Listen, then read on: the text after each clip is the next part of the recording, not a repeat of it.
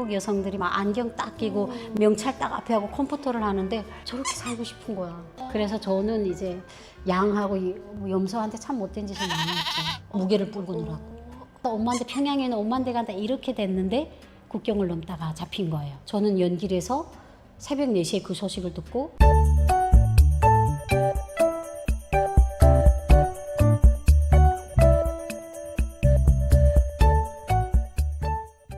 안녕하세요, 김사입니다. 반갑습니다. 오늘 저희 채널에서 또 되게 중요한 분을 또 모셨어요. 또 이쪽에서는 좀 전문가다 하시는 분을 제가 모셔왔는데요.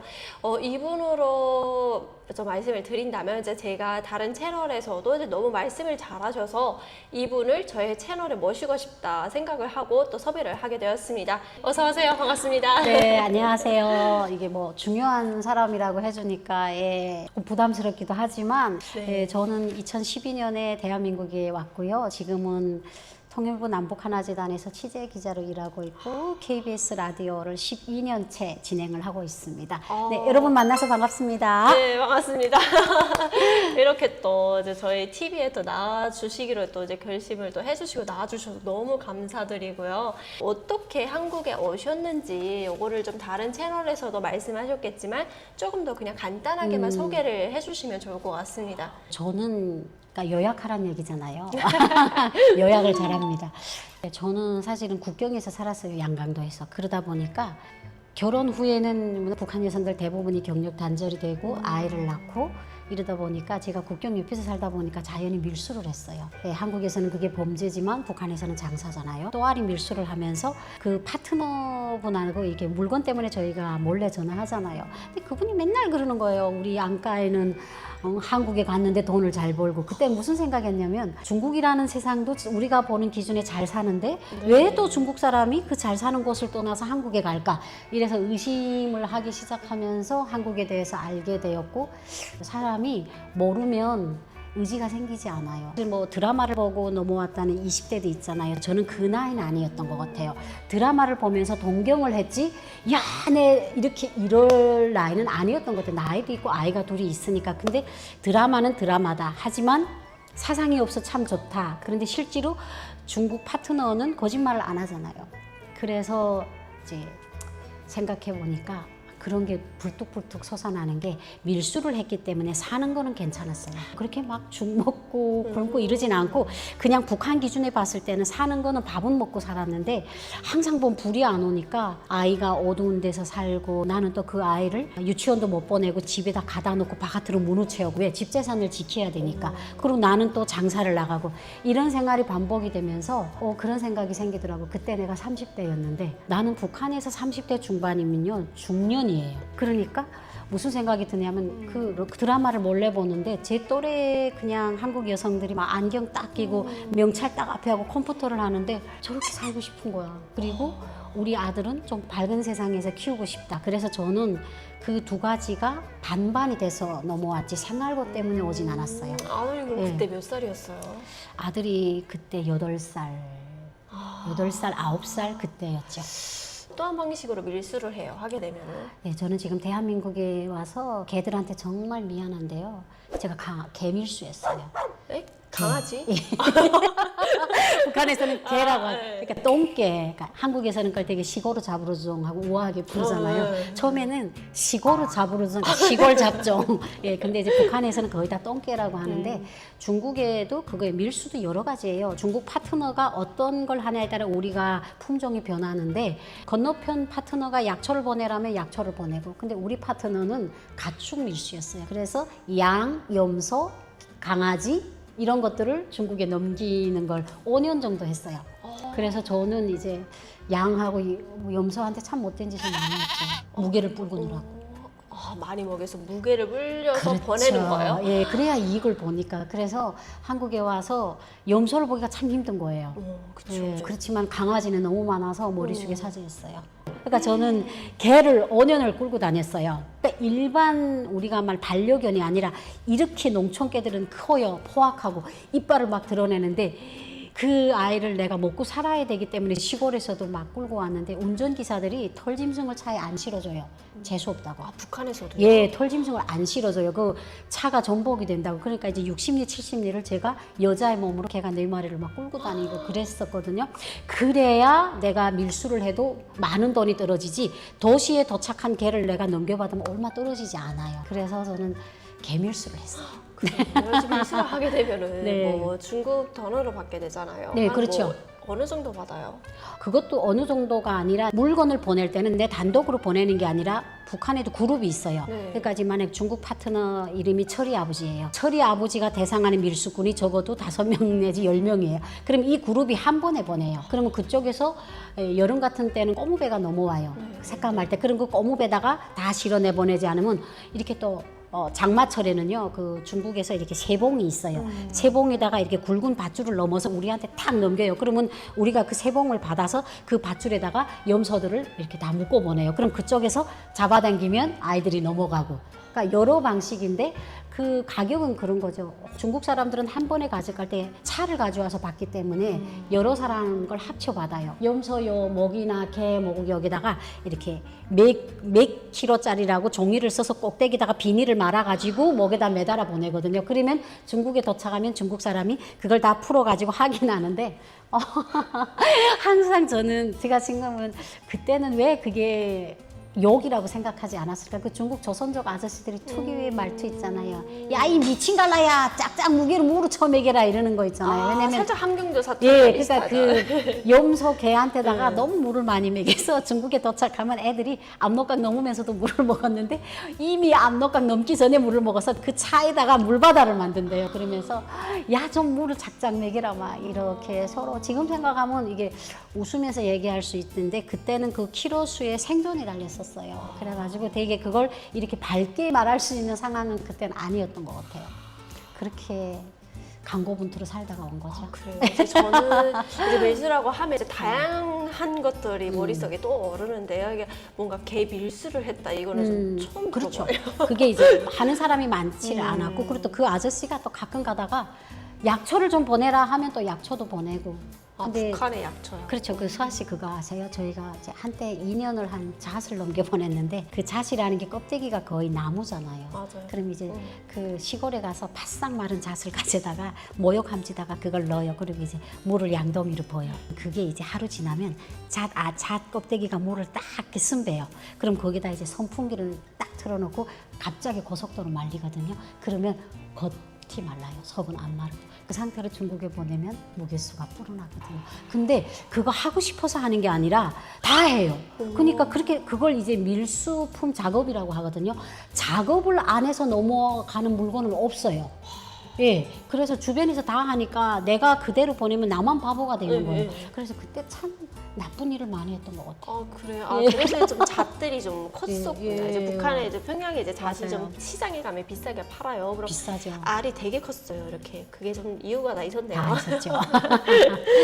아, 네. 그럼 북한 여성의 경력 단절 현실은 어떤 건지도 좀 궁금해요. 이제 경력 단절과 그리고 또 아이를 키우면서 이 아이를 한국에서 좀 그냥 탈북을 해서 좀 키우고 싶다 이런 마음에 좀 결심을 하게 됐다라고 하셨잖아요. 한국에서의 경력 단절은 사회적 문제지만 북한에서의 결혼 후 경력 단절은 당연한 것.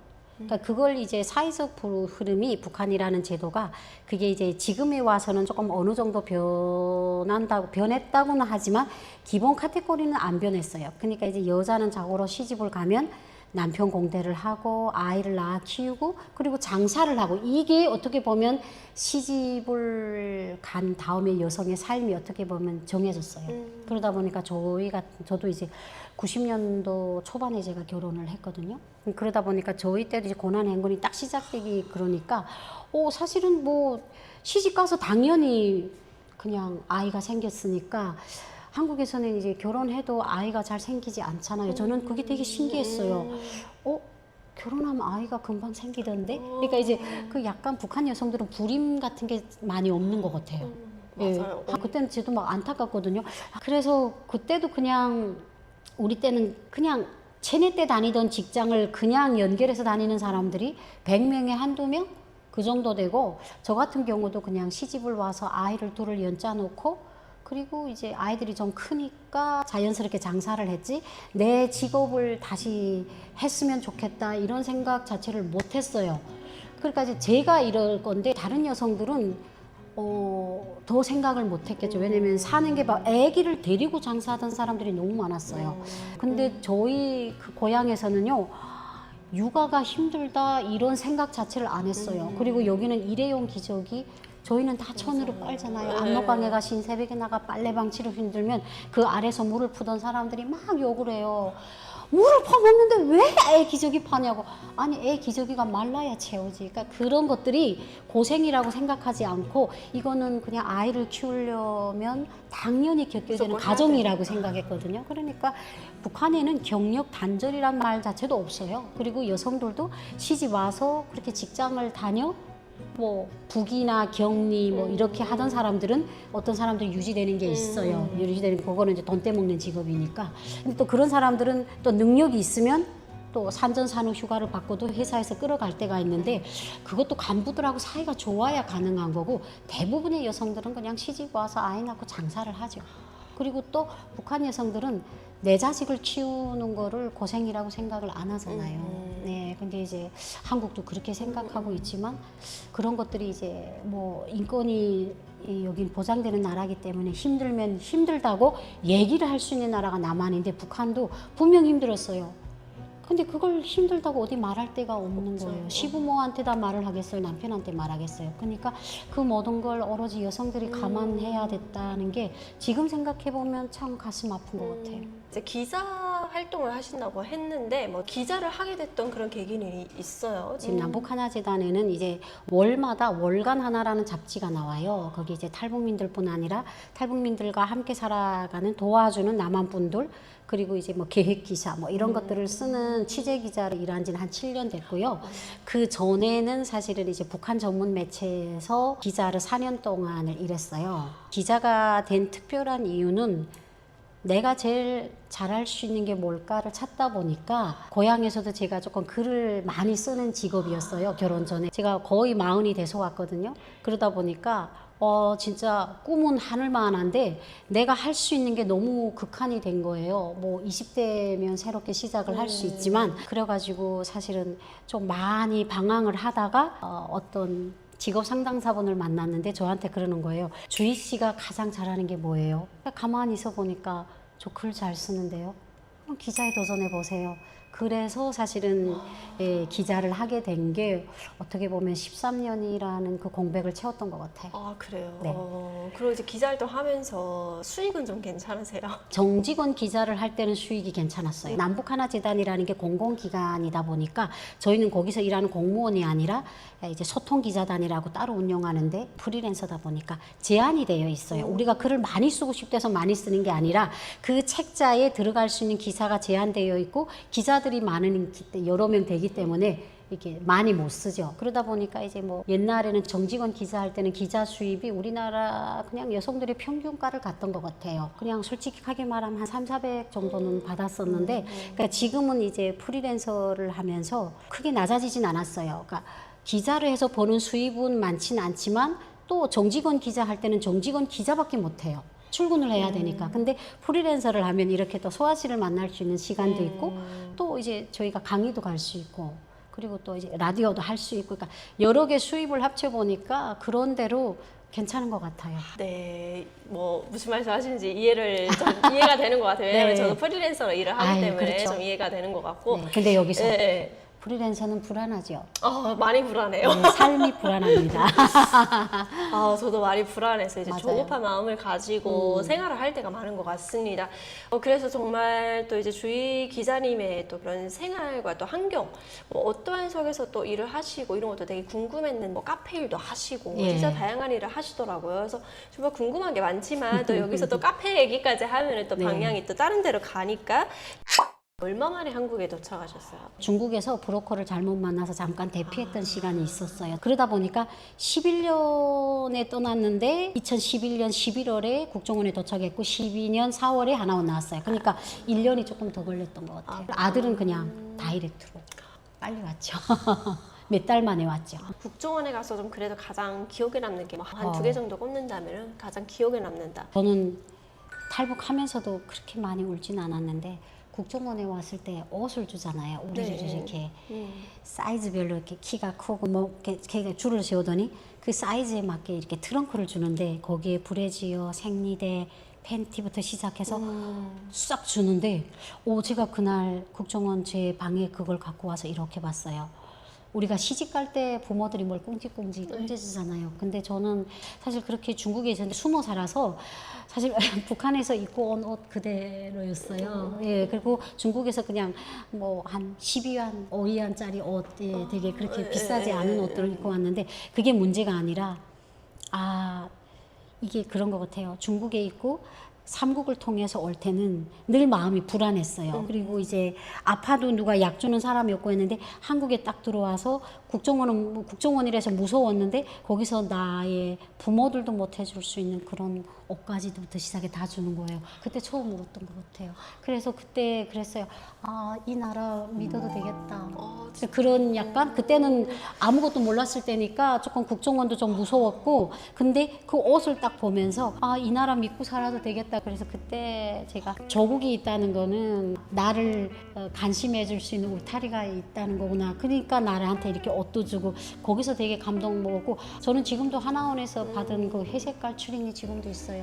못 버리겠어요. 그런 것들이 그러니까 사소한 것에서 되게 거기서부터 이제 감사함이 왈칵 올라오더라고요. 진짜 감동인 것 같아요. 그러니까 국정원에 왔을 때 그렇게 밥을 우리는 이렇게 제정해준 밥을 먹는 어떤 데 가서 기숙사 생활을 하면 밥이 제정됐는데 바라로 막 자기 마음대로 막 뷔페로. 뷔페로 막 푸는 거예요. 그래가지고 그때도 사실 솔직히 말하는데 국정원에 왔을 때 처음 몸무게를 떴어요. 거기는 체육 시간에 돼지 저울이 있더라고요. 북한어로 말하면 이렇게 저울이 있는데 아이들이 막 뜨는데 제가 지금 딱 10kg 쪘어요. 13년 전보다. 그때 제가 제 몸무게를 알았어요. 40대 중반도 40kg 중반도 안 되더라고요. 근데 저는 그때 늘 북한에서 아버님이 주희야 그 바람 부는 날에 돌멩이 주머니 넣어라 이랬어요. 이렇게 약간 솔직하게 말하면 소화시처럼 이렇게 말랐었어요. 이게 왜냐면 밥을 막 먹는데 육체적으로 너무 많은 일들을 하니까 애기를 업고 다니지 물동이를 이고 다니지 하니까 이게 살이 찔 새가 없는 거예요. 그래가지고 그냥 나는 그래 사람들이 그래 야 저게 알 업고 다니겠냐고 세 다리를 해가지고 지금은 뚱땡이 다리 됐는데 근데 한국에 와서 내 무게가 이렇게밖에 안 된다고? 그러니까 북한에서는 몸무게 뜰 일이 거의 없어요. 없죠. 체중계 올라갈 일이 없죠. 체중계 올라갈 일이 없고 쟤는 뚱뚱하지 않은 분간이면 약해요. 그래 그렇게 생각했는데 그랬더니 그 체육 선생님이 이렇게 물어봤어요. 그랬더니 표준이라고. 한국에서는 이 몸을 만들기 위해 다이어트를 한다는 거예요. 그러니까 나는 살을 좀 쪄야 되겠다고 생각을 했는데 그래 지금도 솔직히 말하면 국정원 하나원 때가 너무 그리워요. 밥도 마음대로 먹고 저녁에는 사과도 나오고 요구르트도 나오고 그리고 그 안에 있을 때는요. 너무 답답했어요. 빨리 저 철조망 밖을 나가서 막 자유세상을 날아다니고 싶던데 실제로 하나원에 나오니까 한 달이 안 되니까 다시 들어가고 싶은 거야.